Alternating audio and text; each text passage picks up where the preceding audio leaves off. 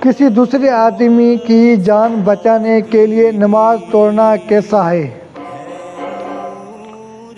نماز توڑنا اس حالات میں فرض ہے۔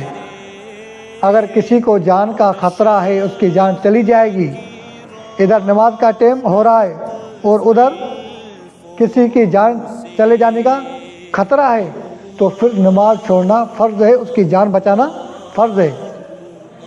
ایک قاعدہ ہے، جب اللہ اور بندے کا حق اکٹھے ہو جائے، ایک ساتھ ہو جائے، مد مقابل ہو جائے، تو پھر بندے کے حق کو ترجیح دینی ہے، نہ کہ اللہ کے حق کو، کیونکہ اللہ غنی ہے، بے پرواہ ہے، اور بندہ ضعیف ہے، کمزور ہے، اس لیے اس کی جان بچانا فرض ہے، نماز کو چھوڑنی چاہیے۔